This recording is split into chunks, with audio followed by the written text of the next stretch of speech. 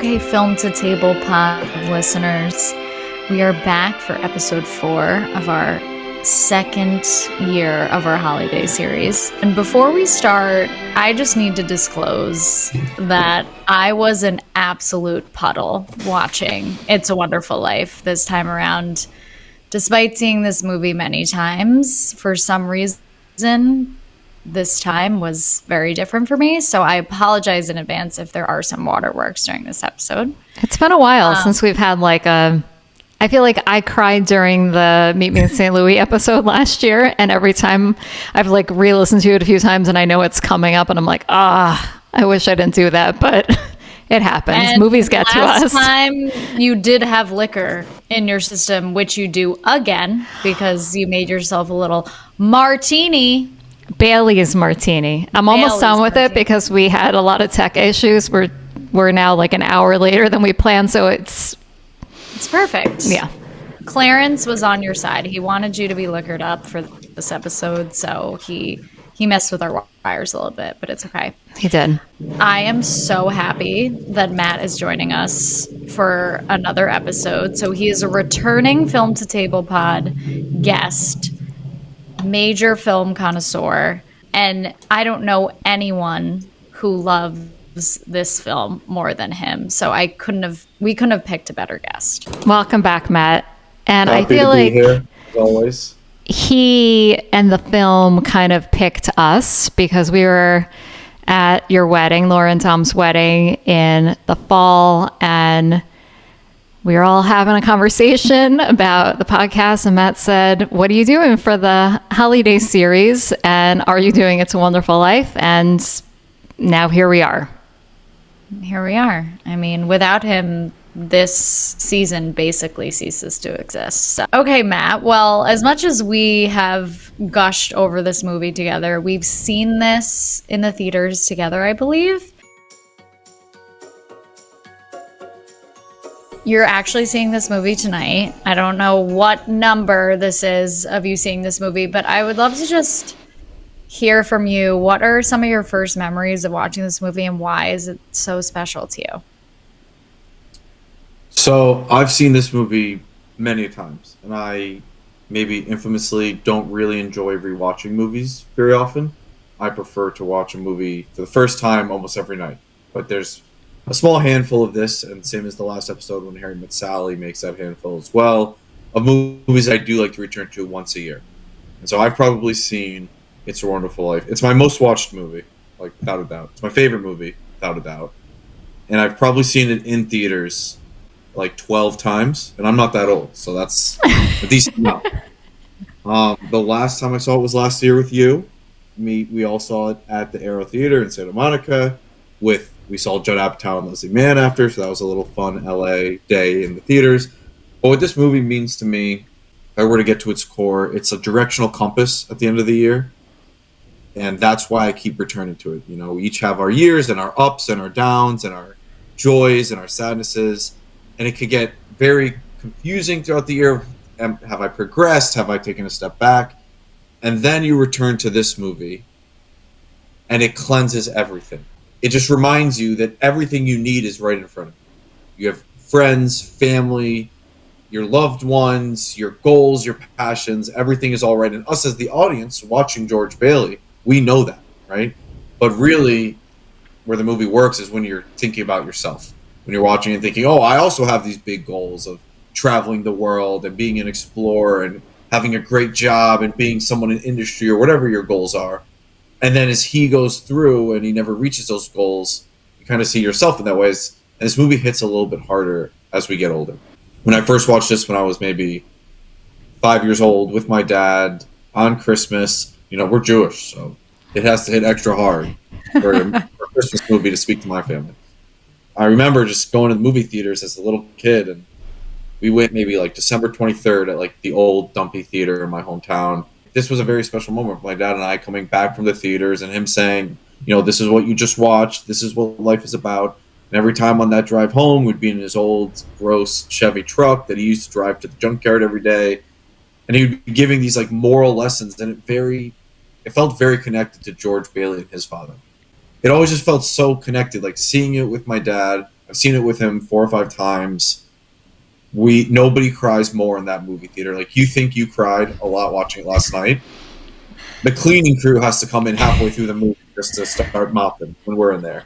And right, my dad runs a small family business. Same thing as George's dad. My dad had that same talk. Wouldn't you like to do this for a living? And I had that same, but I have all these dreams, and yeah, it's just, for me, it felt like the moralistic compass of my life watching this movie. And I resonate so much with the characters and their dreams and their goals and their decision to stay home and fulfill smaller dreams that are just as important to them.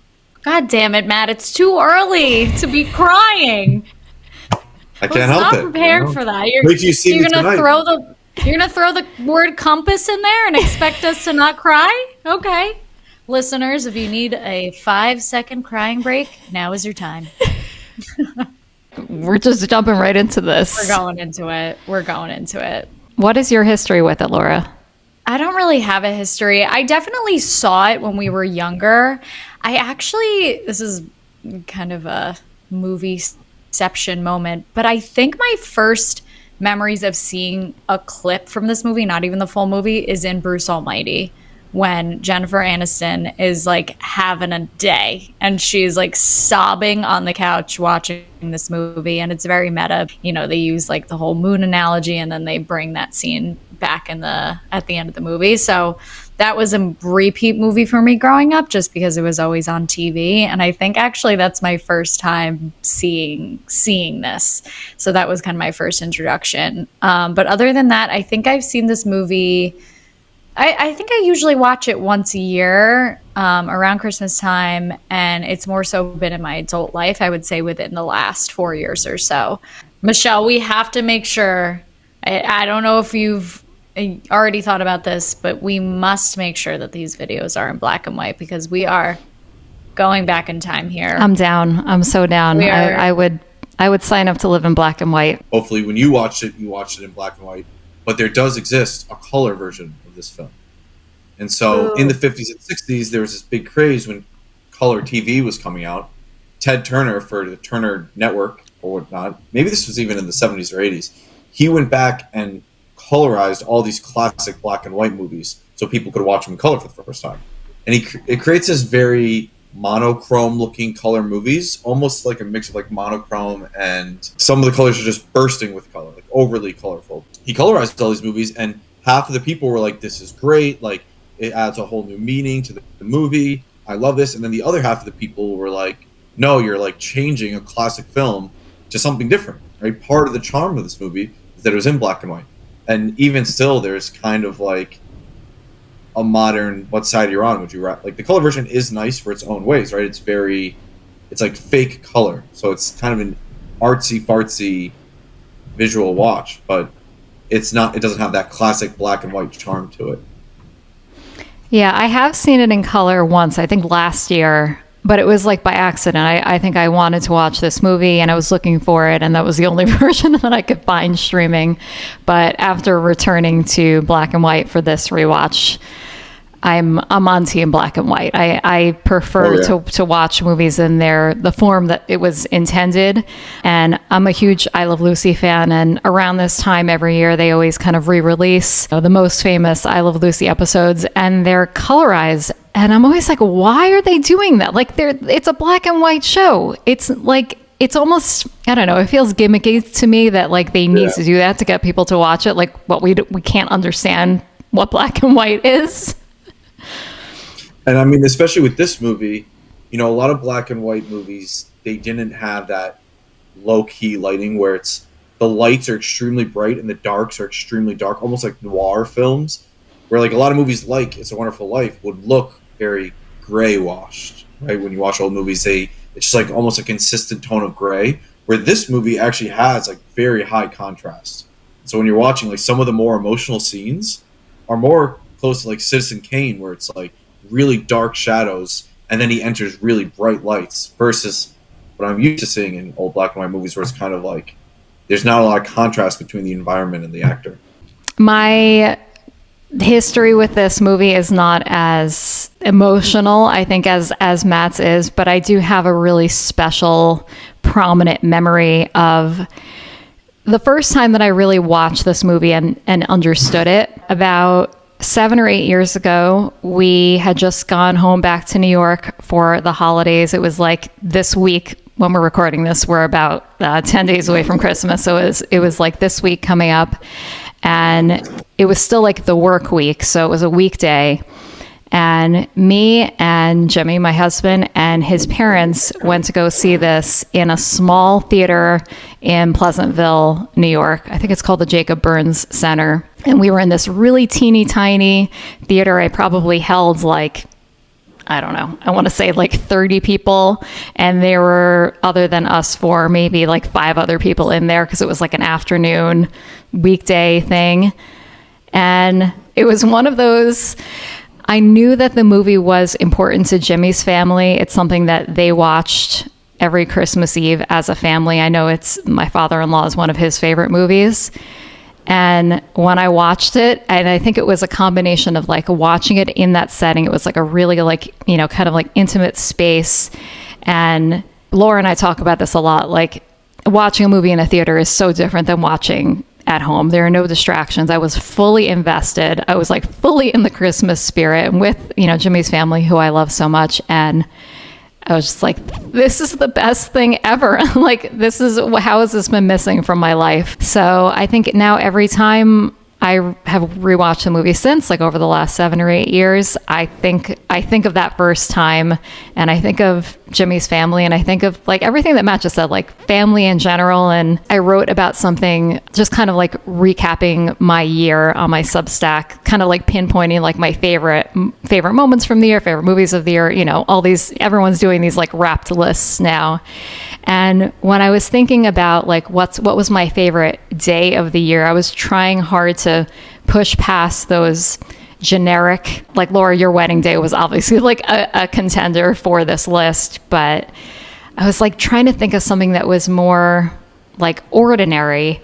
And in that year when I saw It's a Wonderful Life, like I still look back on that special time that the four of us got to go see that movie as like, that was like my favorite moment of that year. And it has really stayed with me. And I feel like it's just a reflection of everything that this movie is about, that, you know, the best things in life are everything that you already have.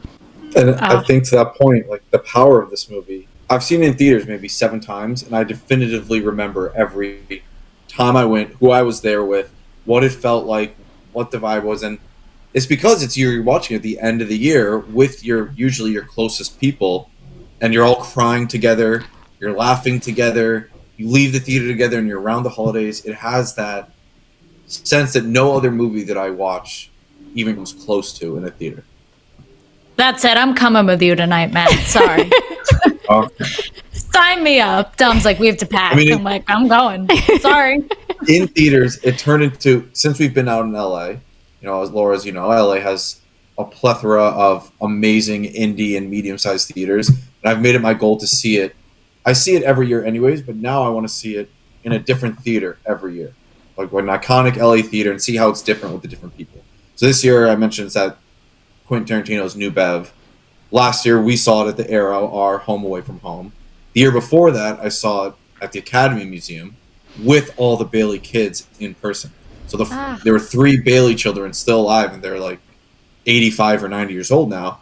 And all 3 of them, the 3 living children, came and talked about the experience of filming this movie, what it was like for them. And just to have that like breaking of the fourth wall right after watching the movie, that alone changed the meaning for it. You know, for them, they said it was just a good time. Like, I mean, they were kids, sure, but like, they were like, this became our family, and we stayed in touch with James Stewart for years. We watched it with James Stewart and Frank Capra periodically throughout their lives. At Christmas time, the same way audiences are rewatching it. So even for the actors themselves, it's a movie that stayed with them forever. I wonder if Frank Capra had any idea of like anticipation that this would be as big as it is. I mean, I was just going to say what they said at that screening of, I mean, this is, and I don't remember all of it because it was a few years ago, but, you know, he just came back from World War II. He was one of the 5 who came back, right? I don't know if you guys saw that documentary on Netflix about the 5 American directors who went and filmed the atrocities of World War II and the Holocaust, but this was one of the first movies he made after he came back. and which probably leans into why some of the themes, though it's about an ordinary life, feel so heavy and so universal. And he said when they were filming it, right, this movie was based on a short story, I believe, written years earlier for like a New Yorker kind of magazine, but a very short story. He said he just resonated so well with it that felt like he was telling his own story, or like a very close to home story. And I think that any director, when they tell a story, even if it's not their own, but they tell it as their own, that's going to, in my mind, create a universal, like long-lasting film. A lot of Paul Thomas Anderson movies feels the same way. Like he's not telling the story of his life, but you could tell that he's so deeply invested that even his bad movies last forever. And then a movie this powerful, I would have to imagine he knew it was good when it came out. But yeah, like you said, who knows? So, Matt, I know you didn't rewatch this before this recording. I know you're planning to see it tonight. What are just some of the top things you love about this movie and that keep you coming back every year? I mean, Donna Reed is like number one. She's a little bit like kind of a submissive wife in this movie, and that doesn't hold up necessarily. She's very like the movie's about James Stewart and his wonderful life, but her character of always being his support throughout the movie when they get married and the wedding is great and all their friends are there and they have all the confetti that feels like snow as the confetti's coming down, and then they're leaving to go to the honeymoon and they get in Bert's cab and they're on the way, and then but I think it starts raining as they're driving to the honeymoon, and Jimmy Stewart's talking about they're going to Niagara Falls and they're going to pop champagne on Niagara Falls and everything, and then they see the crowd running to the bank, and it's almost like Mr. Potter planned for the bank run to be on their wedding day so that he could crash the savings and loans. Like the timing was so devastating. And at that point, and James Stewart is figuring out how to give all the money without like closing the bank. They have the $2 last remaining. And then he's like, oh my God, like I got married today and I left my wife on our wedding day. Like, where is she? And then he goes home to that old decaying house. Oh God, I'm getting emotional just thinking about this. And Donna Reed is in that house, and his two friends are there, and they put all the posters of the vacation spots on the wall, and they only have $2 to their name. And he goes in and he's looking at the old decayed house of the record player is spinning the chicken on the fireplace, and he looks in the bedroom and there's water dripping down, and she's standing there just happy that they're together. Oh God. And that scene, oh my God, I'm getting emotional listening, but that is like the core of like, that's both the best day of their life, the scariest day of their life, and they went through both the highest and the lowest together in two scenes back to back. That's probably the number one scene that resonates with me, and like every time when I get to that scene, I need like an emotional break after that. But aside from that, it's just the reality of it. Like it's a very grounded movie that takes you from like right after World War One through like the 1940s around World War Two. It's like at the end of World War Two. And you just follow him through his life, and his life is extremely ordinary, right? He works for his dad. He wants to go to school, but he can't. And then his younger brother goes to school and almost gets to live out the life he wanted to, but he's the oldest son. So in these olden days, he had to stay home. And the groundedness nature that we all could relate to in some way, shape, or form. It's like it's hard not to see aspects of your own life and see how he's going through them. And he's true about it. He's frustrated and he's angry. And, the first times you watch it, you really just think about Clarence the Angel and the gimmicky Scrooge, where it's like, I wish I was never born. And then you see how terrible it would be without you. You forget that that's only in the last 15 minutes of the movie. And the movie is so much richer and deeper than that. So, yeah, I think the first 70% of the movie where you just follow this man through his ups and downs and project that onto yourself, that's what keeps me going every year. And you leave that theater and you just remember life is actually totally good. If I have my family, my friends, my loved ones, life doesn't need to be much more than that. Yeah, I really think that Donna Reed, she has such like an eloquence about her and an acting style, but I think her character and the way she's portrayed, totally hear you on the submissive part, but I think she has this like peacefulness about her. And there's this line that George's mom says, and she says, she is the one who has the answers. Like, she's the type of girl that has all the answers. And I think that's such an important quote because it's not the physicality of like her responding to something that he asks. It's like, just by being with her, you'll know what is important in life and what to come back to and how to stay grounded. And I think watching it this time around, I had such a deeper appreciation for her as a character because I think that they're able to take a love story that's been told so many times growing up, like kind of like the next door neighbor-esque. They knew each other their whole lives. She loved him since she was a little girl and grew up to, be pining over him.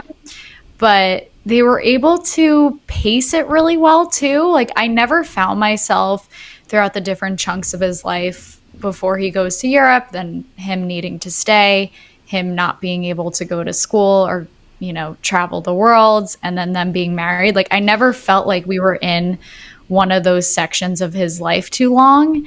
And I just feel like she, in every kind of point of his life, was like a lot of my favorite scenes or a lot of my favorite moments, just them being together. Usually when I'm watching this movie, I always am very disinterested or get very bored during the scenes with Mr. Potter and just like the financials of it all and trying to understand it. But I actually appreciated it so much more this time around because if you kind of thought about the deeper meaning aside from like having your friends and family, I think the reason why everyone loves George is because he's very like community based. He knows everyone's names on a first basis. And maybe the Sid exists when our parents and our grandparents were our age because they were in smaller communities. They weren't like moving as much. But I personally feel like that's something that we lack today on a more personal note, just like knowing the guy who lives around the block, like in a quote unquote so connected world through our phones now. I actually feel like we're more disconnected than ever. And I've just been feeling that a lot more lately. And to Matt's point, like they do a really good job of painting something that's so human and so understood to so many people.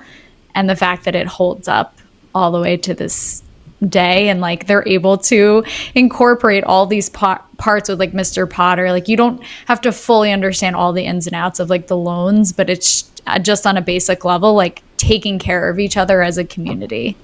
Yeah, one of the things that I noticed this time around, I like that they made it a point that she could have been with someone who was like, you know, more of a sure bet if she had stayed with Sam. And I felt like it was really important that they had that in there, not just to have the connection that like, you know, he's someone else from, you know, from their childhood who they grew up with, who ends up like, you know, coming back in a big way at the end. But we see all these instances where George has an opportunity to also like kind of jump ship and like put himself ahead of his community.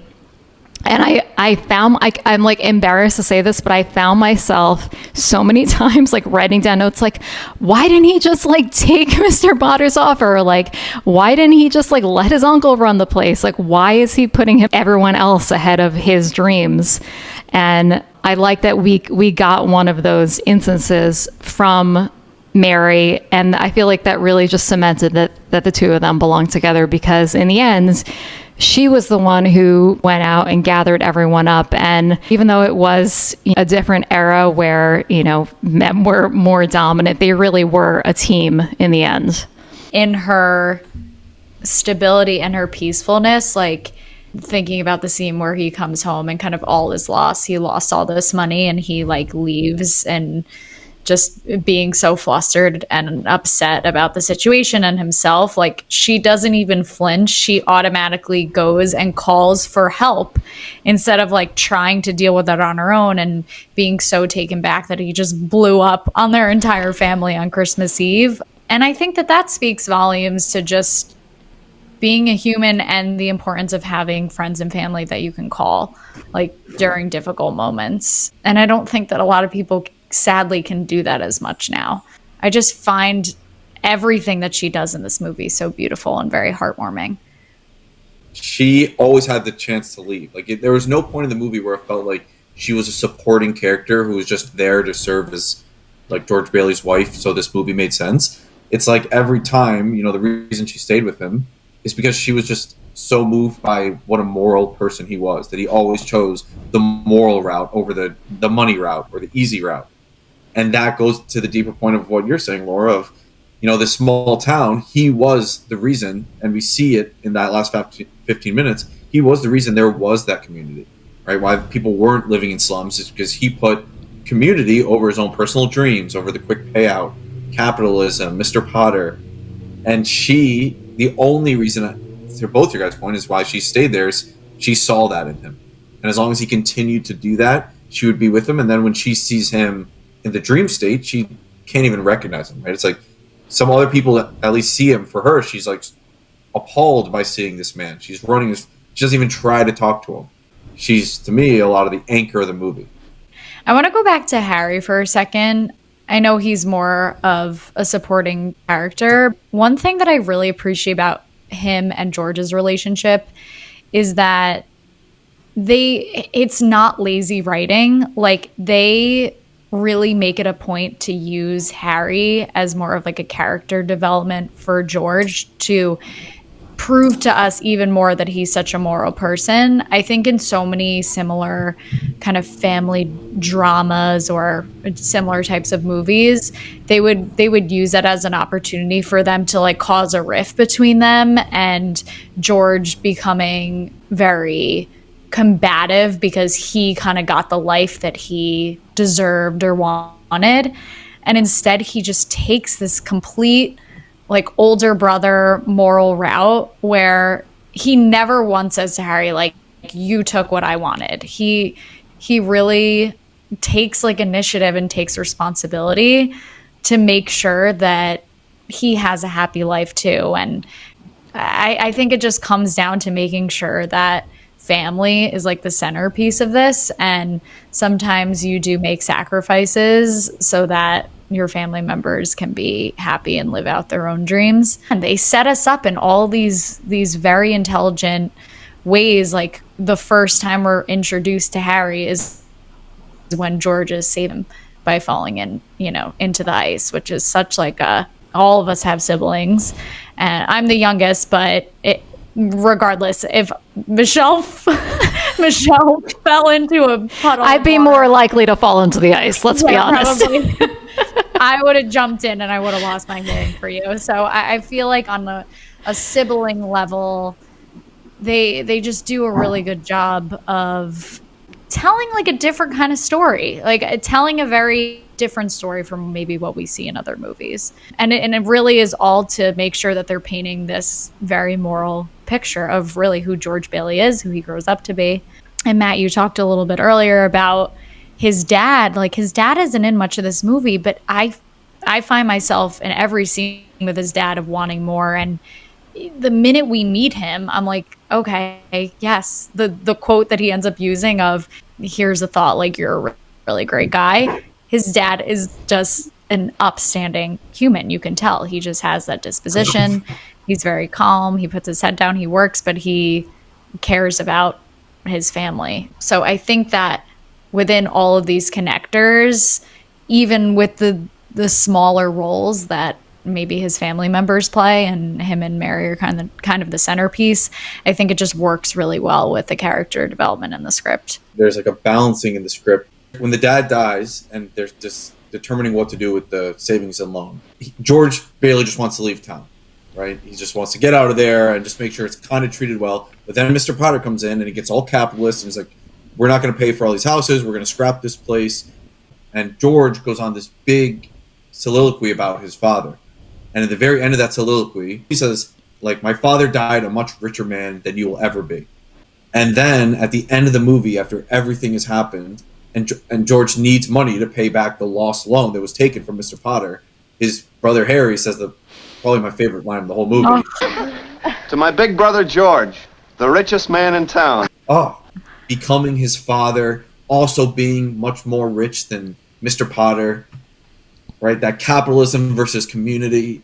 It's just so balanced in the first half and the second half of like what the father stood for the community and then what George stood for the community. I think another thing that makes George such a lovable character, and like Matt, you nailed it in the beginning when you were talking about how we see all of ourselves in him, is like he is not setting out to be this great guy. I think that there are people that we know that are like known as like great people, but like they try to be great people. Like he has so many instances throughout this movie where he's like, I don't want to do this. I want to go do this other thing. And this life circumstance is getting in my way. And we especially see it in that scene where he's smoking the cigar and Mr. Potter is giving him this like amazing opportunity, everything that he really thinks that he wants out of life. And you're like, all right, this is like, it kind of sucks, but like, it's great. Like he's going to take this. And like immediately he's like, no, I don't need to talk to my wife about this. He looks at his hand. I'm not doing it. Yeah.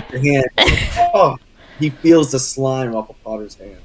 Capra isn't trying to tell this story and pretend that George is this person who's like holier than thou.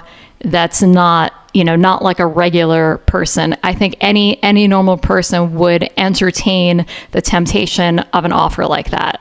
A lot of his grumpy and kind of anger outburst moments, you're like, wow, he's being such a jerk right now. But there was such an element of humanness. I mean, we've all been there. We've all had points of frustration where you're like so angry you can't even control yourself. And it's like this balancing act of, you get it. You understand where he's coming from. You understand why he has these dreams and these desires. But who he innately is, he doesn't do them because he does care about other people.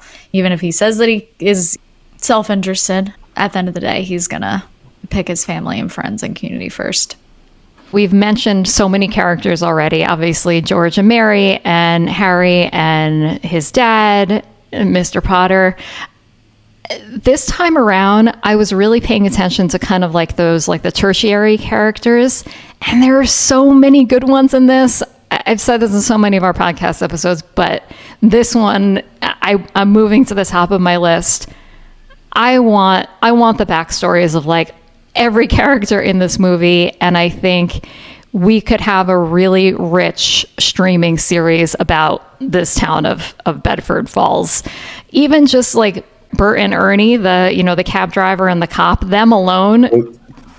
You know what that led to? Yeah. No, I was wondering that. Yeah, if that's where those came from. The uncle, the woman who works in the office, is that supposed to be his aunt, or is she just I think she's an employee? Just works there. Yeah. I love her and the other employee, the guy. Yeah, them, but they have like a cute little close-knit work community there. Yeah, that could be a show. Just that, what's happening in the office. The crow. The crow, yeah.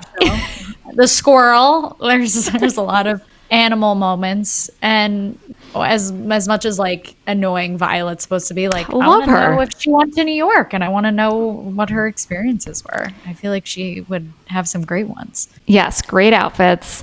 And I also, all the boys in the beginning when they're on the ice rink are like, they're all in it like later in the movie. Mm-hmm. And I love that there's great continuity, and there's a lot of, I mean, anyone who's listened to our Back to the Future episode knows how much like I love when like things are set up and come back later. And I feel like there are so many of those in this movie as well. Love, Mr. Martini. I definitely want to have a seat at that bar. I think that it's a very special place. We have to add it to... This is a hot take, though. That bar, do you like it more in like a quaint town bar, or when it's that neon? It's kind of like... When it's Nick's? Something small town bar. Yeah, Nick's. Yeah, I think I like it better when it's Nick's. I want the alternate reality martinis. But, Michelle, I was thinking we have to add it to our places to go after Villa Pianos. We're doing a Italian bar crawl. Fictional Italian bar crawl. Yeah, okay. I have to mention, his boss in the beginning of the movie. We don't really talk about young George because it's only a little section of the movie. But I think they did a really good casting job. Like, young George and old George have very similar mannerisms and the reactions to things. So that definitely wasn't lazy scouting for picking actors. You know the scene when his old boss, Yes. Mr. Gowie, slaps George in the ear? Mm-hmm. That was like supposedly a real slap. Like he hit him without stopping and caused real blood to come out of his ear, and they had to like stop shooting really quick after. And like he was like hugging him, he's like, "Oh my god, like I didn't mean to hit you so hard." And that kid, he took that hit like a champ. You know, those were real tears. And he I was, like to your mean, point, phenomenal. There's no point when you're like, oh, in a lot of movies, you watch the kid and you're like, that's clearly not the same kid as the adult famous actor that came later. And this kid easily transitioned into Jimmy Stewart. Mm-hmm. They have that same lengthiness, that same like pep in their step, like things that just make their lights glow up based on hearing a certain line of dialogue. I thought it was, I agree, perfect casting. yeah, and they gave George such a sense of intuition at that age because those are some heavy topics to have to grapple with. That he had to understand that his boss's son just passed away and he knew where he was coming from. He sought help from his dad to help him. And I that was the first scene that I got emotional in because I was like, oh my gosh, like he cared so much. Like it showed this piece of him that he's so loving and he wasn't looking and even in like an authoritarian way. He just was he felt really sad for him and he felt for him. So I feel like that was a good setup to who grew up to be. Having lived in LA for this long, there's probably when you first watch the movie when you're a kid, you don't even think about the setting really. But then when you look at like the housing that they start living in, especially his community, you're like, New York doesn't look like that. So then at this Academy screening, they were talking all about that. It's just like the physicality of like the bars they chose and the sets they built, and this whole thing was shot in LA. Right? There's no snow. They like invented movie snow for like a new movie snow for this movie, which I think doesn't always look the best. But some of the snow when it's like falling on the bridge, like that's all invented, right? The bridge is somewhere in LA, and so those things of like both in the childhood, like how did they get it to look like that and all the scenes to look like they were LA or to look like it was New York but knowing it was all filmed in LA. I don't know, that's just another aspect that I keep thinking of, like it's amazing. Yeah, great, Yeah. great scenery, production, especially the like just the main street in Bedford Falls is it's got to be one of my favorites of any movie, and especially when we get that great shot of him running through it at the end. And just seeing all the the storefronts and the signs, which are things that like I like anyway, like separate from the movie, but to see it in this movie, they did such a good job of building this atmosphere that feels like, between the atmosphere of the town and the townsfolk. I want to drop in and hang out for a little bit. I know we've all escaped to warm weather cities, but it really is making me want to have a snowy day when we're home for the holidays, which I don't think we're going to get. Should we move on to things we didn't like? Sure. Hopefully this will be a short section. Michelle, let's start with you.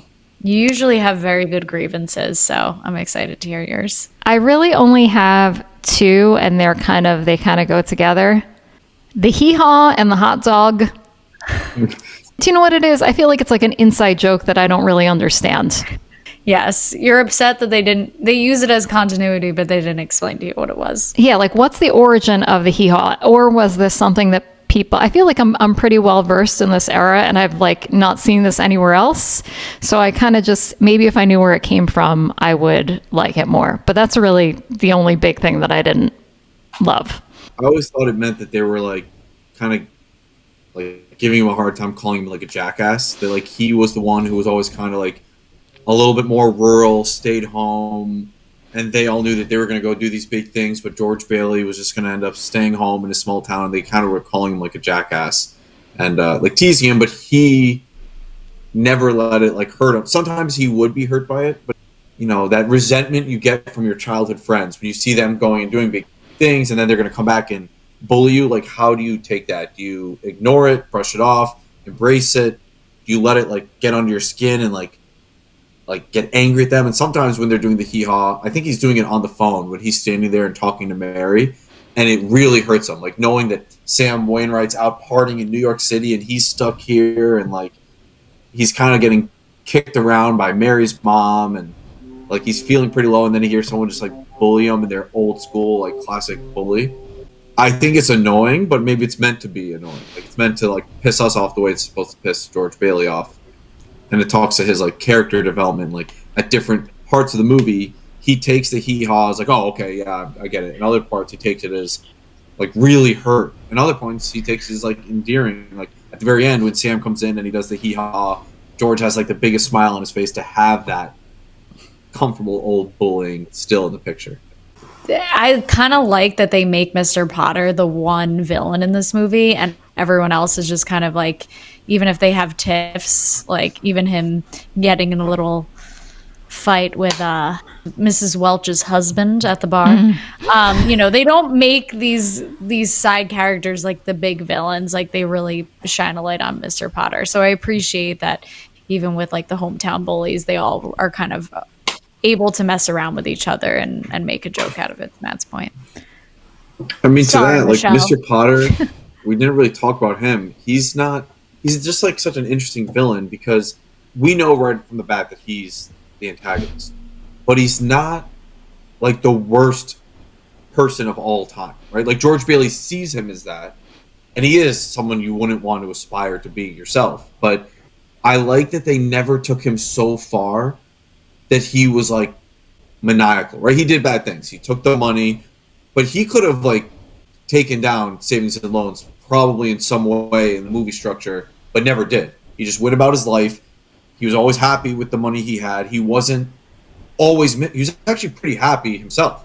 Like in his eyes, he was living out his dream. He was rich. He had everything he wanted. Today's version of like the equivalent hedge fund owner is like truly maniacal. Like just wants the destruction of the world, wants to see everything burn. Like I don't think, like Mr. Potter loved his hometown. He wanted his name all over it. He wanted people to just keep work for him. He thought people like maybe liked him or he didn't even care. But I always liked that they treated him as not silly, not like so absurd that you couldn't believe that this guy existed in this town.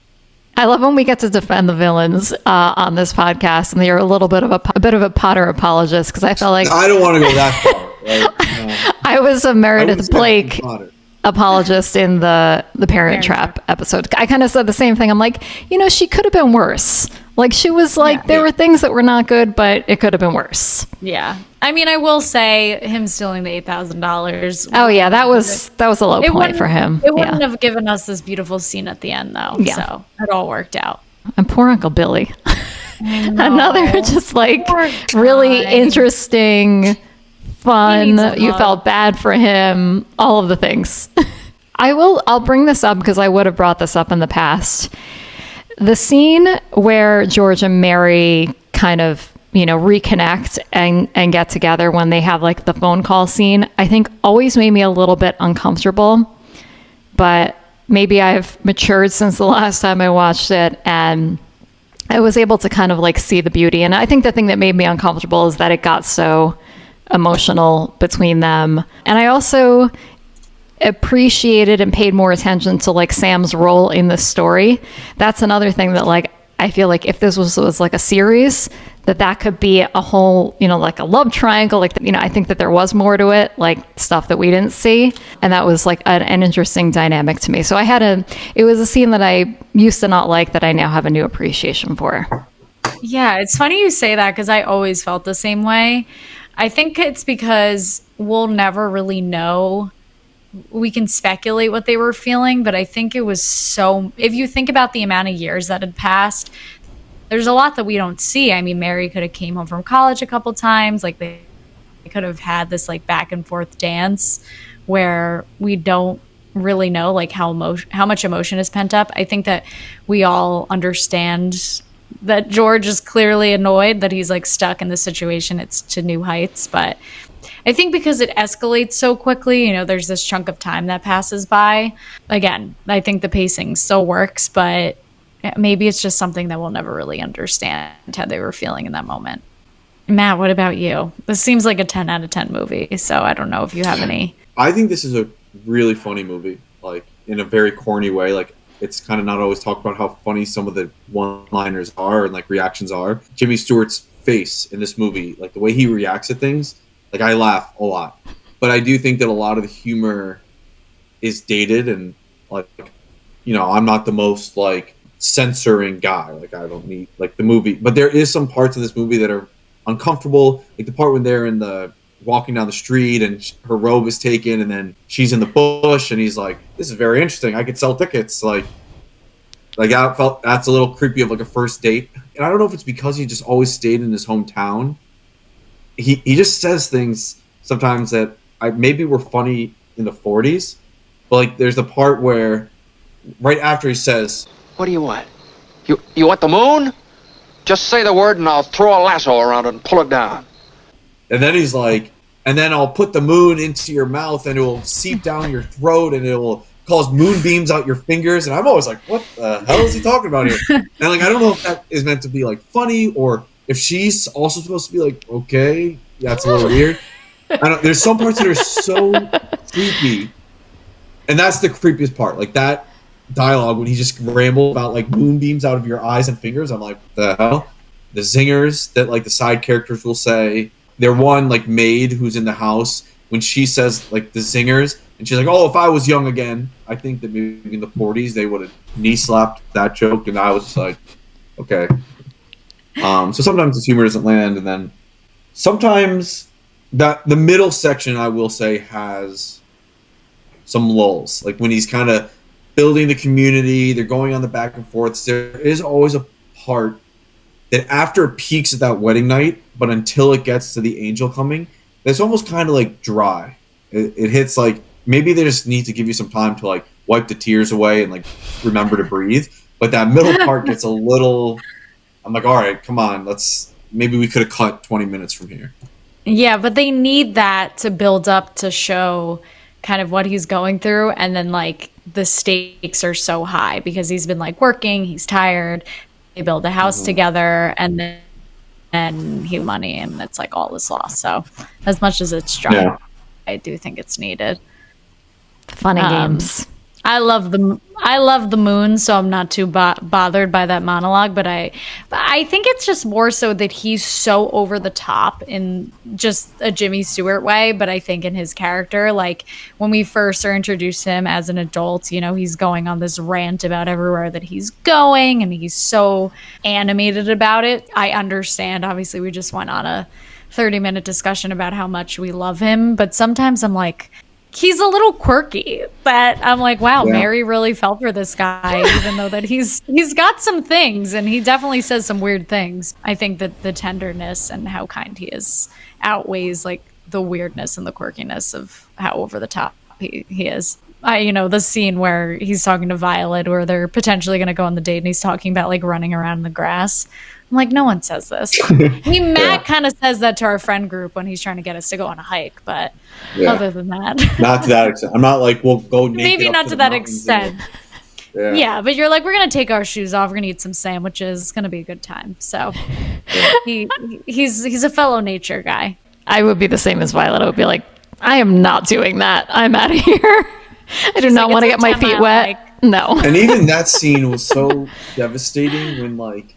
She's excited at first, and then when he starts to say that, she's like shocked, and then it zooms out and the entire small town is laughing at him, which is like metaphorical for how much bigger he is than the town that he's stuck in, and he had these big grand ideas of like almost Emerson-esque ideas of being one with nature, but he's in this traditional 1940s town, and that seems small, but it is devastating that you just know this guy doesn't belong here. Like, a huge part of him does not actually belong in this wonderful life. He does truly, deeply want to be living a different life.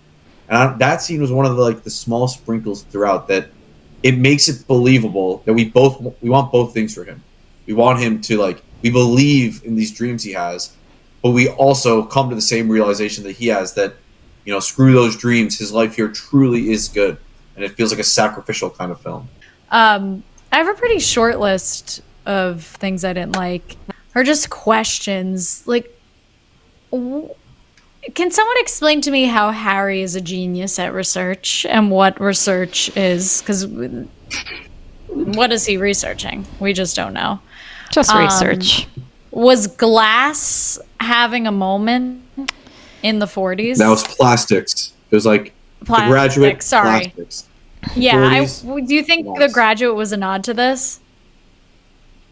Maybe it was somehow inspired, right? It feels similar, right? Like, Yeah, oh, my uncle feels has a similar. glass factory. Oh, my uncle Yeah. comes and says Plastics. Yeah. I think it was just a very industrious time. Yes, definitely. Post World War One. We'll have to ask Pop Up about it. Other things, there are usually characters, not in all movies, but there are some characters that make scenes unwatchable because I hate them so much, and Mary's mom is one of those. She needs to get right out. She's so over the top, and I just find her so annoying. And I'm like, why does she hate George so much? But maybe that leaves the unanswered questions of what happened in those last 4 years, like that he was jerking her around a little bit, would come by the house, wasn't always very kind, but she's a little much. I agree. She is. Look, thankfully, she's only in like that one scene, but I took that as like Mary's mom knows that Mary is this kind of like submissive person that's going to just be the ride or die with whoever she's with and is going to support them deeply. And I think it felt like Mary's family was a little bit upper middle class. Like the house was a little bit fancier. Like it only showed a little bit, but it's hard to know now of what the difference in the furniture between the houses. But when he's in their house, I feel like an air of stuffiness. And it always felt like Mary's mom wanted her daughter to go to like an industrialist son's family, like somewhere a little bit more upper class. She went to college. She knows George Bailey didn't go to college and that he's just running the neighborhood savings and loan. And I always viewed the mom as just wanting the best for her daughter, but in a very cold, insincere, the way that all parents, yeah, you want your kid to just be provided for the rest of their life, but like, sure, deep down, you want them to be, you'd rather them be poor with the one they love than rich with someone they don't love.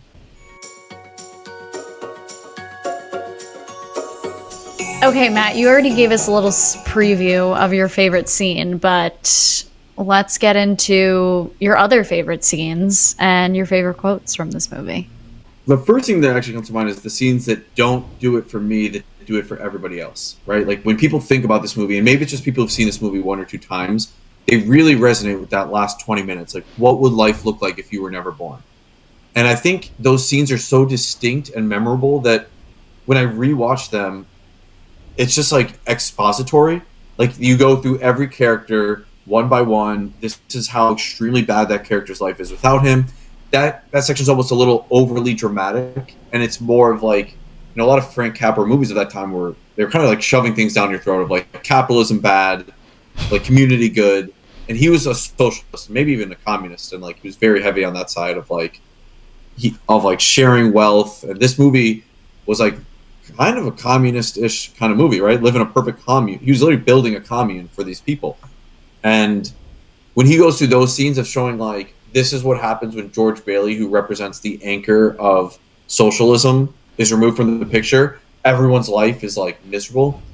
Those scenes, they're a little bit too on the head, like nail on the head and like expository, and they just don't do it for me.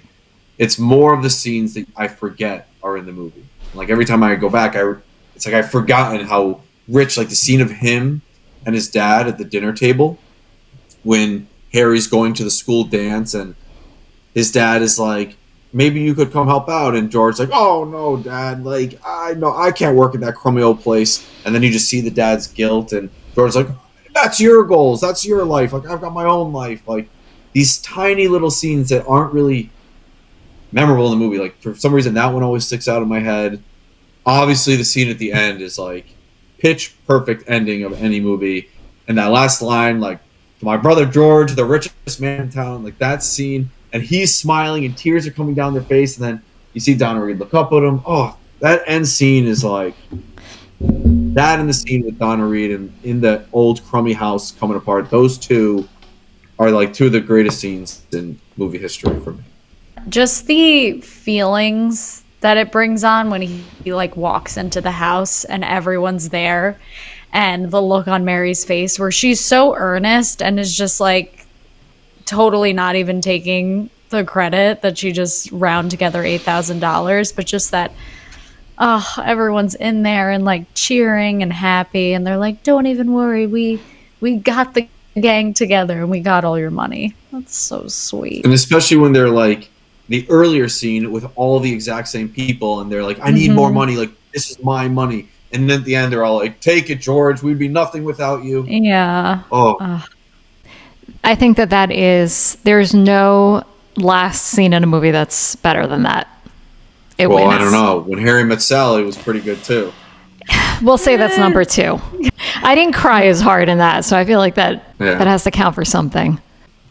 I have 2 favorite scenes.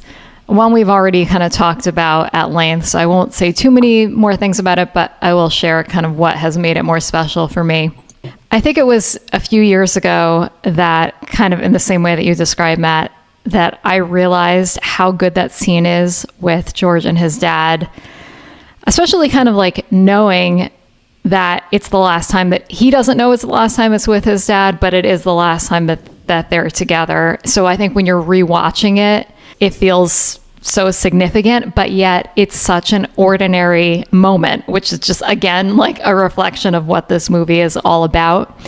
And I remember talking to his dad about like, oh, you know, I just watched This Is a Wonderful Life again. And since my father-in-law loves that movie, I was like, isn't that scene so good? You know, when Jimmy Stewart's talking to his dad, and Jimmy's dad said, yeah, he's like the scene where he tells his dad that he loves him. And I was like, it makes it so much better that he said that, because he never says that. Like Jimmy Stewart does not say that line. He just says, Pop, you want a shock? I think you're a great guy. Yeah. the subtlety of it. It's executed wonderfully.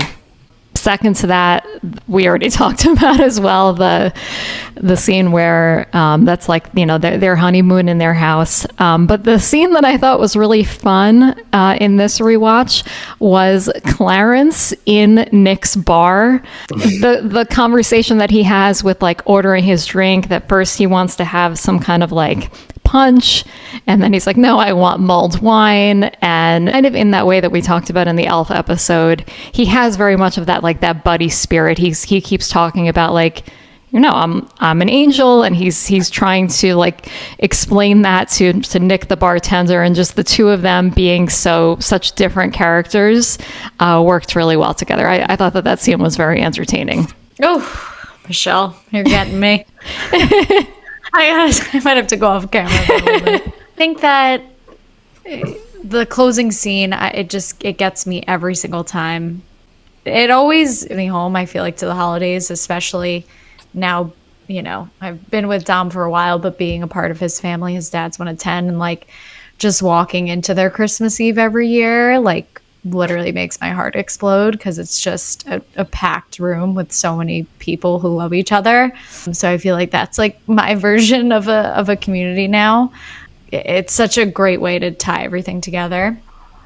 Honestly, I love the graduation party scene and the dancing scene. I know that's what a lot of people think of, and it's very cliche, but there's something very timeless. And when I use the word timeless, I'm saying it in a way that it holds up in the movie well, but it's very foreign. Like, as I was watching that scene, I was like, damn, I wish that's what like high school graduation was when I was in high school. I would have loved to plot myself in that, where it's very exciting, and like there was pie involved, like sign me up. And I know that it's a very quintessential kind of like re-meet cute that him and Mary have, but I always think that scene is so tender, with them seeing each other for the first time, even though they've seen each other a million times, and it's like they fall in love with each other all over again.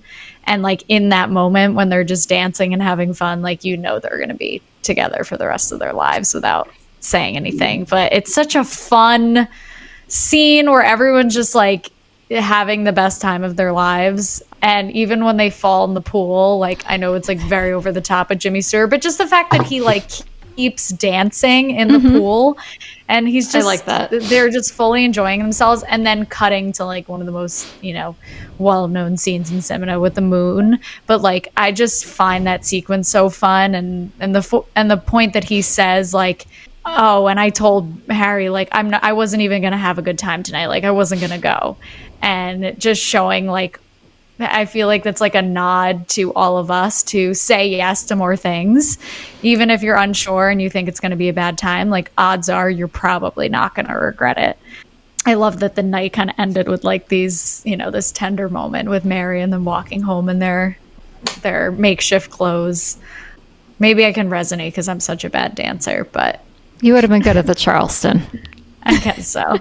Easy in this one to pick like a few milestone big scenes, but where this movie really stays with you on every rewatch is just how flushed out the mini little scenes are between those big scenes.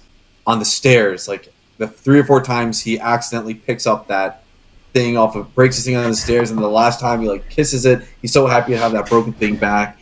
And like, I think about the scene when they are leaving Martini's house and there's like 19 people and the donkey in the car cramming into Martini's house. And then after they say goodbye to Sam Wainwright, it's just him and Mary like walking back to the car, and they're holding each other like they're one person. It's like so morphed together.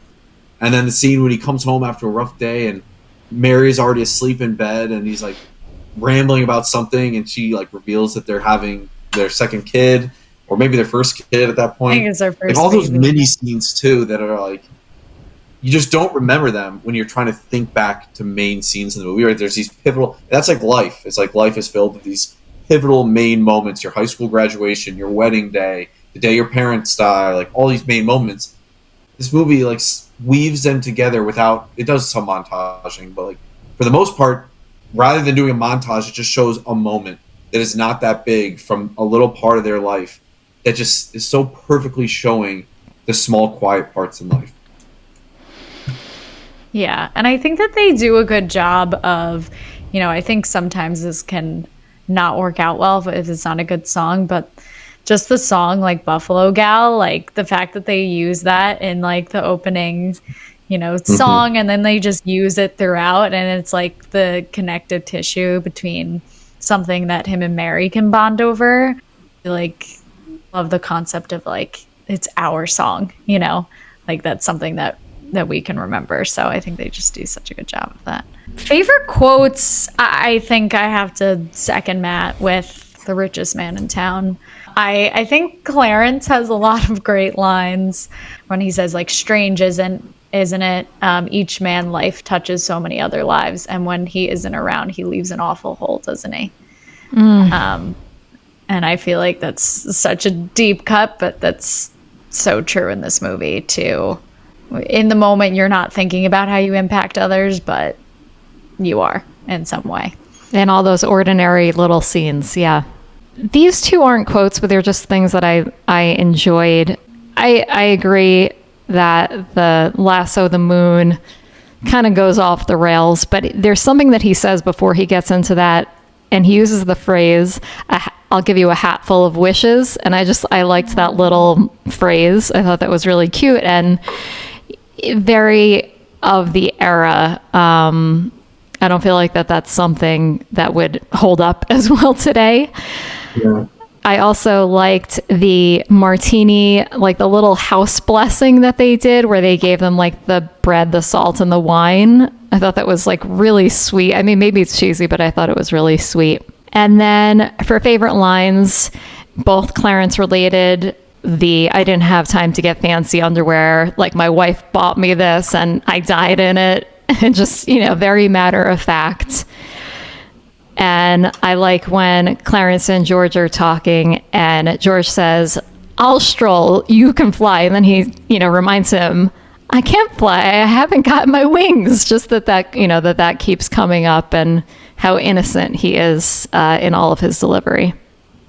I love Clarence. Michelle, the hat full of wishes made me think of another sweet one that I had written down. I had mentioned earlier George's mom saying like she's the type of girl that helps you find the answers, but she also says, you know, he's like, oh, she's dating Sam, she's probably not interested in me, and she says she lights up like a firefly when you're around, and it's just like such a heartwarming analogy. Like I have to use that in a poem somewhere soon. I also really like we haven't talked too much about Uncle Billy, but maybe this is a good segue into our food segment. And George says, "What's the best sound in the world?" And he says, "Breakfast is served, lunch is served, dinner is served." I wrote that down too. And I know we talked about like the, you know, a couple of the scenes in the loan office, but it's a very over the top Jimmy Stewart line. But when they have $2 left and they're like parading around the office because they didn't close, and he says like a toast to Mama Dollar and Papa Dollar, and he waves them around. That scene is also real. I meant to write that down. That scene is really, really good. Yeah. It's so good. What did this movie make us want to eat? I feel like I have to go back to one of the opening scenes, but I wish that drugstores were still a thing, and I want to go and get a scoop of chocolate with some coconut on top. That looks great. Exotic coconut. Very exotic coconut. And he whips out the pamphlet. He knows exactly where it's from. Definitely pies. Mm-hmm. And honestly, a roasted chicken. Like all the things that they showed, I know that it was in black and white.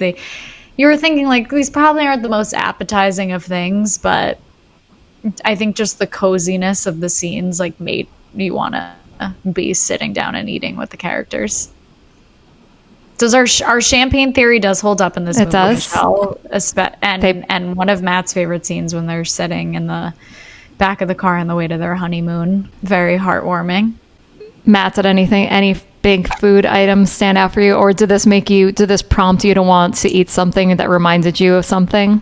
The only food that I even remember in my head is the scene when Mary's like, that chicken is just turning because the record player has that string on it. And so the only thing I think it made me think food-wise is like it really doesn't matter what you're eating as long as you're eating it with the right people. And that's what they're doing. The whole movie, all this food scenes are with the people they love most. And it just didn't care what they were eating at any point. It was just they were with their family.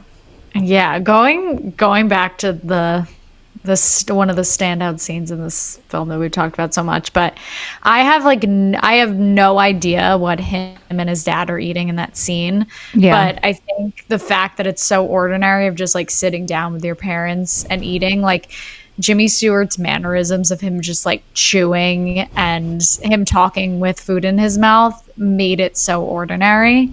But I have no idea what they're eating. I don't remember. So I feel like it made it that much more special, just like sitting down and eating with your loved one. I also like that Annie came out with cups and saucers, which we've talked about this on this show. We've talked, me and my friend Steve, who I host my other podcast with, just talked about this in a recent episode. Just the love of the lost art of having coffee after dinner, and how it was just that was just a normal meal for them, and they didn't have to ask for it. She just brought it out to them. Matt, do I not always offer coffee in my little Violetti every time you've come, and you always say yes? Oh, that makes me like you more, Matt. It is like my favorite thing to do when I go out for dinner as well. And when I don't take the coffee, you know what I take? Coffee related. Coffee. Espresso martini. She makes one of the best espresso martinis. You're just saying that. I gotta strengthen my espresso martini game this year. I hope that espresso martinis don't go out of style because I'm going to continue to serve them. But you're going to keep them alive. Michelle, speaking of, what was the cocktail that you made? Was it like a coffee-based martini? It was Bailey's, espresso, a little bit of cream, and vanilla vodka. Okay, well, we'll have to link that recipe. Sounds pretty good. Yeah, I was just calling it the Bailey's. I was trying to combine like Bailey's and Mr. Martini because I love it's just like a little throwaway line, but I love that when Mr. Welch, like the teacher's husband, punches him, that Miss Martini makes a comment like, "That's my best friend." I just thought that was really sweet. Like, he didn't have to say that. Michelle, what about you?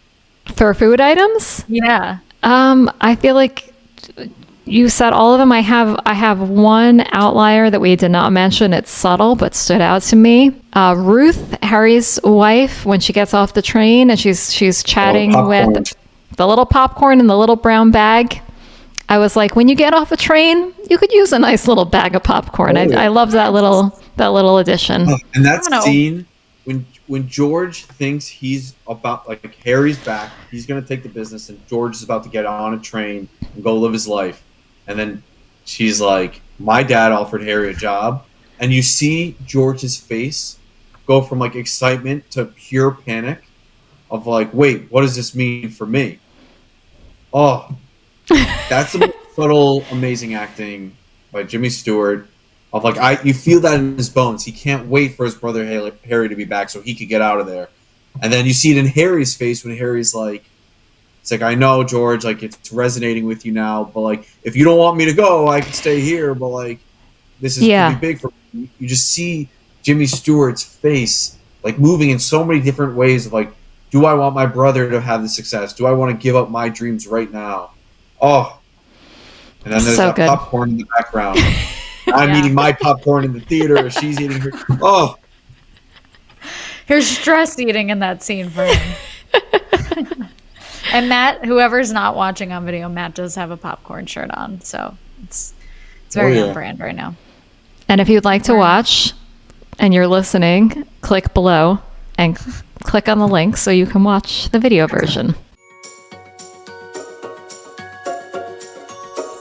So we're gonna remain consistent because we've been having a lot of fun potlucks on this season so far. So we're gonna have a little potluck Christmas get together. I think we're gonna do it at Martini's. Not Nick's. Martini's.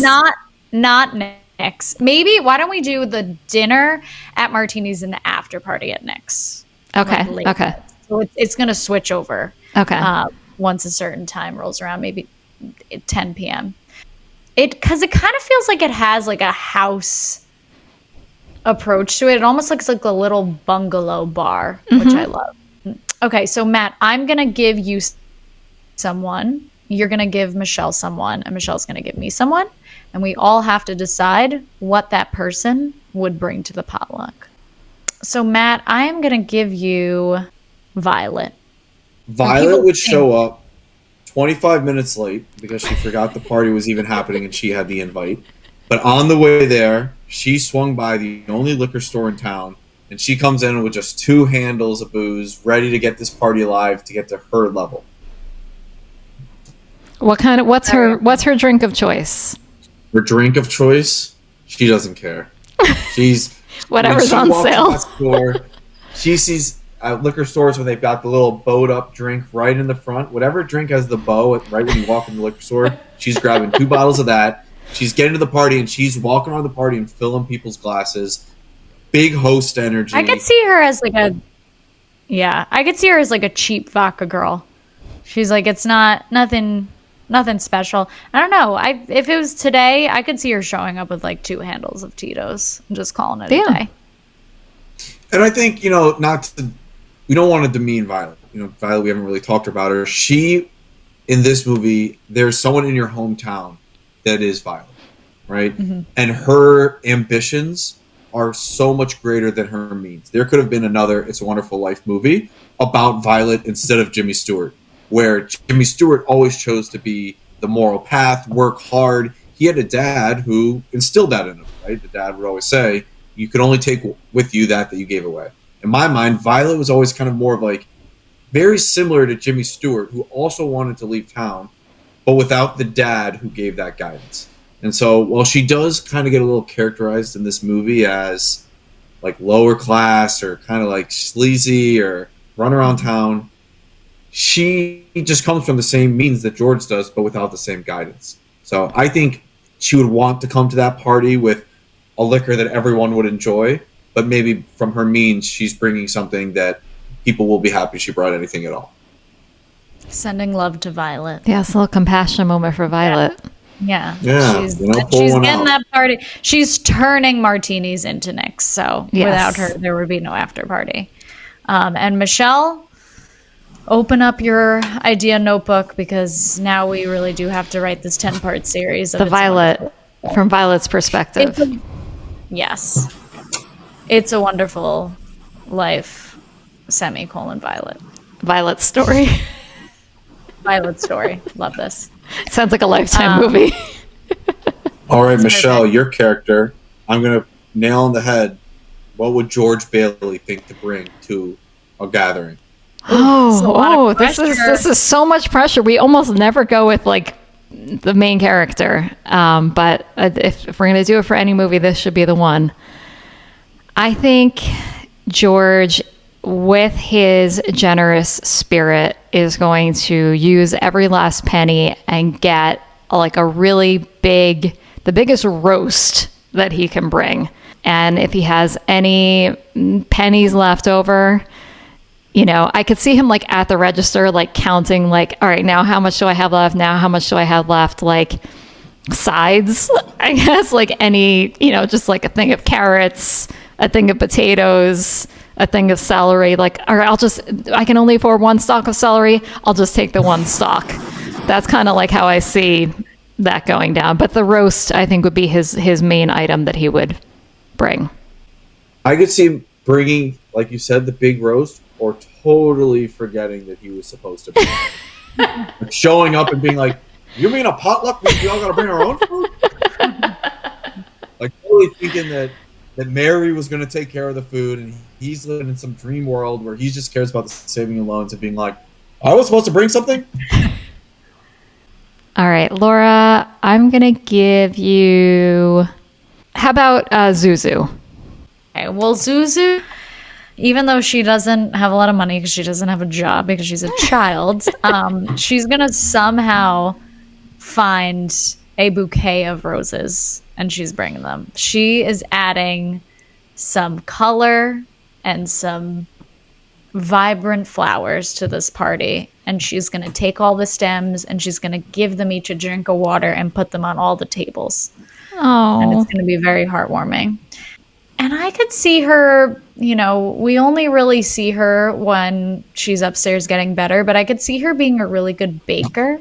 And she really likes making Christmas cookies around this time of year. I feel like Mary is a big supporter of like, all right, kids, we're going to sit down a week before Christmas and we're going to make cookies for everyone in the neighborhood. So she's got a lot of cookies to go around, and I could see her being like a big chocolate cake fan. So she's going to make a big old chocolate cake and she's going to be responsible for dessert.